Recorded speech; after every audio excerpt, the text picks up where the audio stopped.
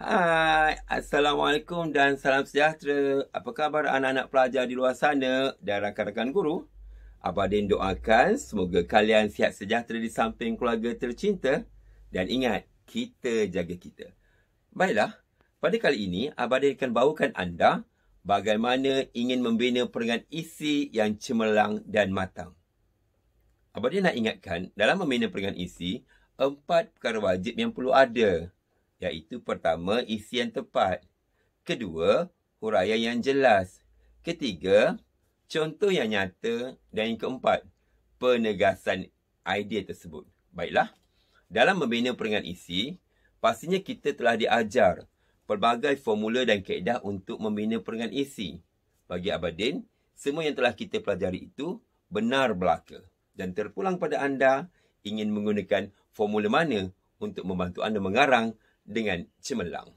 Baiklah, kalau anak-anak ingin tahu apakah formula yang Abadin guna, boleh layari channel Abadin, Syahadin, dan boleh mengikutinya dengan baik. Jangan lupa untuk like, share dan subscribe. Baiklah, pada hari ini Abadin nak tekankan kepada anda apa yang Abadin dah ajar pada anak-anak di luar sana, iaitu dalam membina perangan isi yang cemerlang, Abadin suruh anda ingat 7 bintang.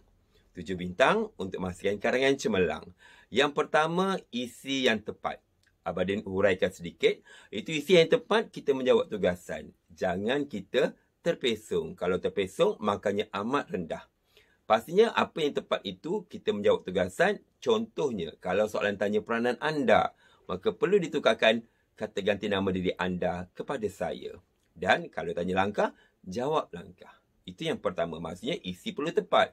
Yang kedua, huraian yang jelas. Dalam huraian yang jelas ini, biasanya rata-rata guru mengajar kita menghuraikan dalam bentuk ayat mengapa dan bagaimana. Tidak menjadi kesalahan. Dan anda juga kalau Abadin tambahkan PLK, iaitu kata kunci PLK, punca, langkah dan kesan. Jadi kita huraikan supaya nampakkan karangan kita itu lebih matang setelah kita menjawab dengan isi yang betul. Yang ketiga, contoh yang tepat. Maksud contoh yang tepat, anak-anak di luar sana ingat, kalau kita bagi contoh, jangan bagi contoh yang umum. Misal kata, kita buat ayat, kerajaan mengadakan kempen bagi memberikan kesedaran. Jadi kempen di situ tergantung. Jadi kita perlu nyatakan, kerajaan mengadakan kempen cintai sungai kita. Kita sebut kempen tersebut supaya nampak nyata dan jelas. Ingat, contoh yang nyata. Yang keempat, penegasan. Penegasan ini maksudnya setelah kita buat isi dengan baik, maka kita buatlah ayat penegasan untuk mengukuh kembali isi yang kita telah beri. 4 perkara itu wajib ada dalam perangan isi. Dan kita ada 3 aksesori, hiasannya, untuk menampakkan karangan kita lebih matang dan gramatis, iaitu UB. Akronim bagi ungkapan bahasa indah. Okey anak-anak, ungkapan bahasa indah ni ada 6. Yang mudah untuk diingat. Dia banyak. Ada pelbagai perkara yang boleh kita jadikan ungkapan bahasa indah. Tapi kalau Abah pesan kepada anak-anak pelajar untuk ingat 6. Pertama, peribahasa yang sering digunakan. Okay? Yang kedua, pendapat tokoh. Yang ketiga, kata-kata hikmat. Yang keempat, lirik lagu. Mana-mana pelajar yang mahir menggunakan lirik lagu, silakan boleh gunakan lirik lagu dalam penulisan karangan anda. Okay? Yang kelima, pantun. Pantun ini pun penting untuk menjadikan karangan kita lebih nampak cantik dan gramatis. Misal kata kita gunakan pantun yang biasa kita dengar. Pulau Pandan jauh ke tengah, gunung Daik bercabang 3, hancur badan dikandung tanah, budi yang baik dikenang juga. Berkaitan dengan budi bahasa. Dan yang terakhir sekali, mungkin anak-anak yang bersekolah agama mendapat kelebihan, iaitu penggunaan makna ayat Al-Quran, hadis ataupun tafsir. Jadi 6 ubi ini dapat mewarnai, dapat menghiasi penulisan karangan kita dengan lebih mantap. Jadi itu adalah yang perlu kita ingat, 7 bintang dalam sesuatu perangan isi. Untuk membina perangan isi, banyak formula yang telah kita pelajari, imbakub dan sebagainya. Dalam penulisan, Abah perkenalkan formula I have to cup. Saya ada 2 cawan. Sebab apa?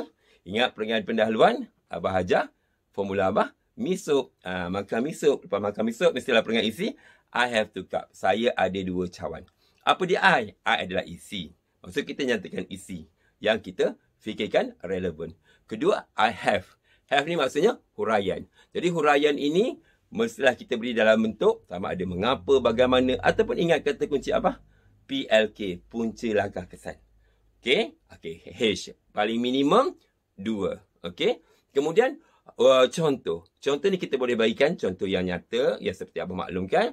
Berikan contoh yang relevan dan sesuai. Kemudian ubi. Okey, 6 perkara tadi kita boleh pilih. Bila letaklah ubi-ubi yang sesuai, ungkapan bahasa indah yang sesuai. Dan perlu ingat, apabila kita nak menulis peribahasa dan sebagainya dalam ubi ini, kita jangan terus buat ayat secara terus. Kita kena buat ayat lain dahulu dan kita sesuaikan dengan ubi. Dan ubi ini boleh sahaja guna ubi yang sama ada sama makna, terbalik dan sebagainya.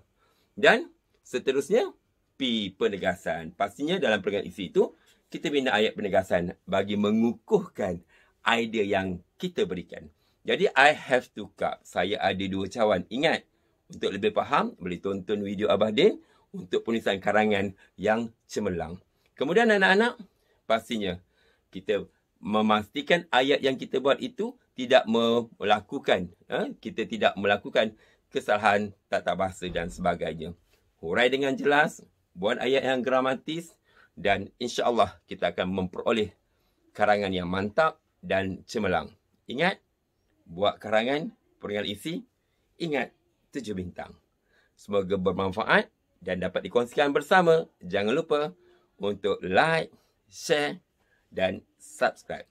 Abah doakan anda cemerlang dalam peperiksaan nanti. InsyaAllah, semoga kita berjumpa lagi. Assalamualaikum. Bye.